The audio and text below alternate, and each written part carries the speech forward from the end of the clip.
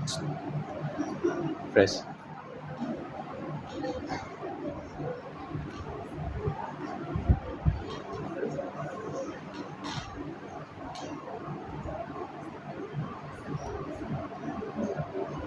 Selamat pagi dan salam sejahtera semua. Hari ini saya akan menjelaskan tentang asas pelestarian alam dalam pernikahan awal anak-anak. Tapi sebelum itu, saya ingin menceritakan satu cerita. Terdapat seorang budak bernama Aiman. Aiman berumur 6 tahun. Setiap petang, Aiman akan pergi ke taman untuk bermain bersama rekan-rekannya. Di taman itu, Aiman sangat gemar untuk melihat mendengar kicauan burung, melihat rama-rama penerbangan, dan menyaksikan bunga-bunga di taman yang cantik.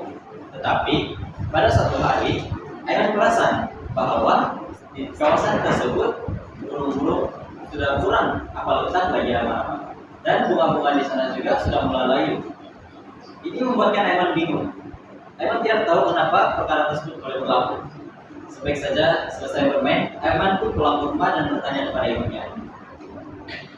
Aiman bertanya mengapa hal-hal yang dia saksikan tadi terjadi. Ibunya pun mula untuk menceritakan sebab-sebab hal tersebut berlaku. Tetapi Aiman tidak paham karena Aiman tidak mempunyai pengetahuan. Cerita ini bukan hanya sekadar cerita, tetapi hakikat kita pada waktu sekarang. Kanak-kanak pada waktu awal tidak mengetahui apa-apa tentang pelestarian alam. Oleh itu, kita sebagai guru haruslah mempunyai inisiatif untuk mengajar anak-anak tentang pelestarian alam ini. Pelestarian alam sekitar adalah penting untuk kita, tetapi banyak masalah yang timbul bagi kita masyarakat dan kita semua untuk mengalami pelestariannya, contohnya pencemaran dan lain-lain lagi. Salah satu cara terbaik untuk mengatasi masalah ini ialah melalui pendidikan awal anak-anak. Dengan mendidik anak-anak daripada umur yang awal, mereka dapat paham akan pelestarian dan kepentingan alam sekitar kita. Oleh itu, saya ingin akan membincangkan beberapa aspek dalam tajuk ini. Yang pertama yaitu kepelbagaian kehidupan dan kepentingannya.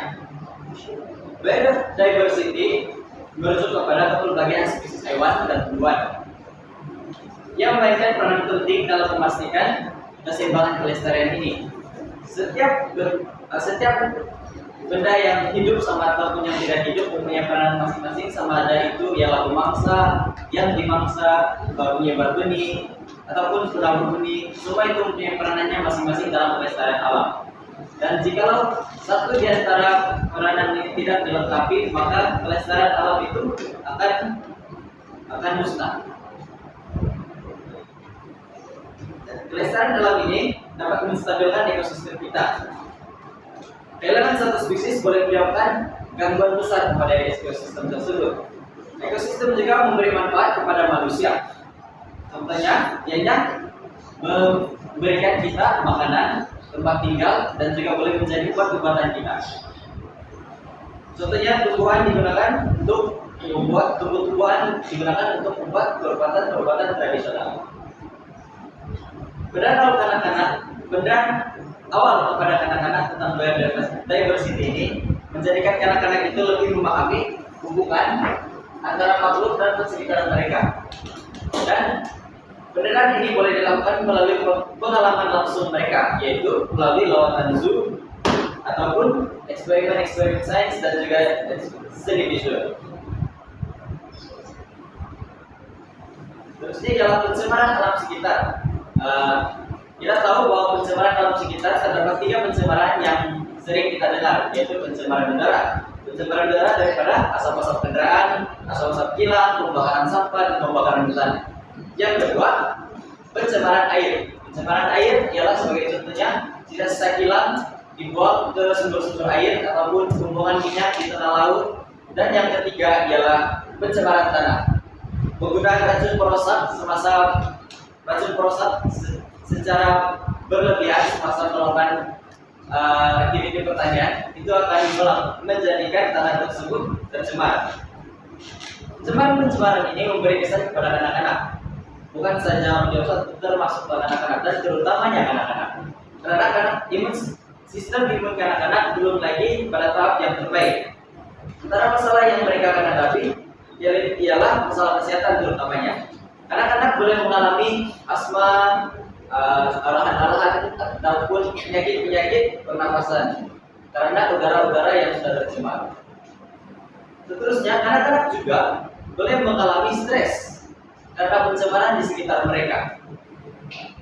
Anak-anak tidak dapat untuk fokus semasa belajar disebabkan persekitaran yang tidak sesuai, persekitaran yang tidak kondusif, membuatkan mereka stres dan juga mendapat gangguan emosi. Yang ketiga ialah gangguan perkembangan kognitif. Kajian menunjukkan bahwa pencemaran udara boleh menjejaskan perkembangan otak anak-anak, menyebabkan masalah pembelajaran dan tumbuhan. Dan aspek yang ketiga ialah peranan dan keputusan alam sekitar.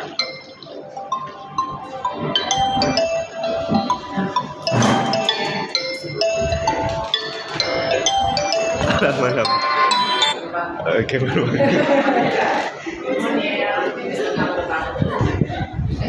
Baiklah, saya teruskan. Untuk memastikan alam sekitar kita ini terpelihara untuk generasi kita yang seterusnya, generasi pada masa depan, dasar pendidikan dan kurikulum yang berasaskan alam sekitar haruslah ditumbuhkan. Contohnya, kurikulum perlu merangkumi elemen-elemen pembelajaran yang mendorong anak-anak untuk menghargai dan menjaga alam sekitar. Antaranya, sekolah boleh memasukkan aktiviti-aktiviti seperti berkebun, lawatan-lawatan ke zoo, program-program kita semula di dalam silabus pembelajaran mereka. Dan yang kedua ialah peranan guru. Guru akan membimbing langsung anak-anak tersebut melalui pendekatan yang kreatif, agar anak-anak itu pun minat terhadap pendidikan tentang alam sekitar ini. Mereka harus membimbing dan guru harus membimbing dan memberi contoh yang baik kepada anak-anak, seperti mengamalkan tabiat yang mesra alam semasa di prasekolah, melakukan aktiviti-aktiviti yang berkaitan dengan alam sekitar semasa di prasekolah. Dan yang terakhir ialah penglibatan ibu bapak. Pendidikan alam sekitar tidak hanya tertumpu di sekolah saja, tetapi juga di rumah. Apabila mendengar perkataan di rumah, sudah tentu ianya merangkumi kepada peranan ibu bapak. Ibu bapak boleh menerapkan nilai-nilai kelestarian ini dengan cara mengajar anak-anak untuk tidak membuang sampah merata-rata. Itu antara cara-cara yang paling mudah untuk memulakan pengetahuan anak-anak tentang penjagaan kelestarian alam ini. Yang kedua, boleh menggalakkan aktiviti luar, seperti membawa anak-anak tersebut untuk berkemah dan berkebun, untuk memberikan mereka hubungan yang lebih baik dengan alam. Kesimpulannya, pendidikan anak-anak memainkan peran penting dalam pelestarian alam sekitar dengan membantu anak-anak memahami kepentingan alam. Dalam usaha bersepadu, nilai pelestarian pasti dapat dipupuk sejak kecil, menjamin kesejahteraan di generasi hadapan, dan memastikan bumi kekal sebagai tempat yang selamat didiami.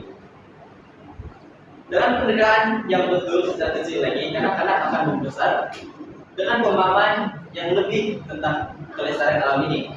Usaha bersepadu dari para pihak sekolah, guru-guru, ibu bapak, dan komuniti dapat memastikan nilai kelestarian ini diterapkan di dalam tindakan anak-anak tersebut. Jika kita mendidik anak-anak hari ini untuk menghargai alam sekitar, kita dapat menjamin alam sekitar kita pada masa depan akan lebih terjaga dan tidak akan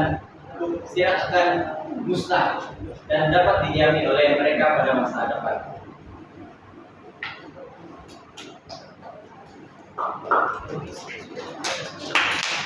Let nature be your teacher.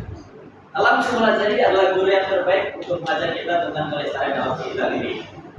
Tanggung jawab dan kelangsungan hidup juga dapat kita pelajari melalui alam sekitar. Dengan memahami dan menghargai keindahan seperti kepentingan alam sekitar ini, kita boleh menjadi penjaga bumi yang lebih baik dan yang lebih prihatin. Sekian, terima kasih.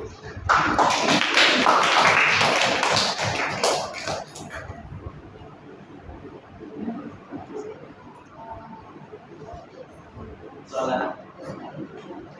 Berdasarkan keterangan Anda tadi, ketika Anda nyatakan apakah faktor utama yang menyebabkan keberlangsungan biodiversity di dunia pada hari ini? Pada hari ini, biodiversity semakin tercemar akibat aktiviti manusia. Antara aktiviti yang menyebabkan kerusakan biodiversity pada masa kini ialah seperti penebangan hutan, pencemaran alam, dan perubahan iklim. Penebangan hutan menyebabkan kehilangan habitat kepada hewan-hewan dan membuatkan tanah-tanah di kawasan tersebut juga kurang kukuh dan menyebabkan pencemaran alam yang lain, menyebabkan bencana alam seperti tanah gundul. Selain itu, perubahan iklim juga akibat daripada pelepasan gas-gas rumah hijau menjadikan bumi kita semakin panas. Jadi, yang bermaksud meningkatkan suhu global. Hal ini mengganggu keseimbangan ekosistem dan memaksa hewan untuk berhijrah ke tempat lain dan yang tidak sesuai untuk kelangsungan hidup mereka. Bermaksud biodiversity dan di tempat hewan tersebut berhijrah adalah tidak sesuai dengan cara hidup mereka, menyebabkan biodiversity mereka tidak dapat dilakukan dengan baik.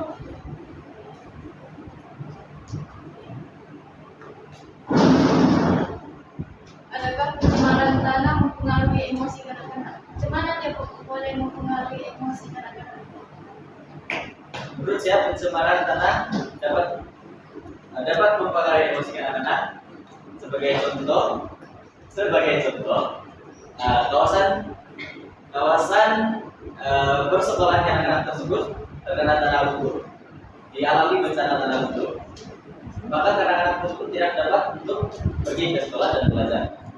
Hal ini mengganggu emosi mereka karena mereka tidak dapat belajar, ataupun di kawasan perumahan mereka juga tertimpa bencana alam tanah lumpur.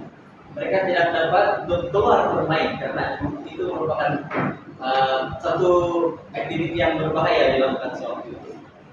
Jadi ini akan mengganggu emosi mereka karena tidak keinginan mereka tidak dapat dipenuhi.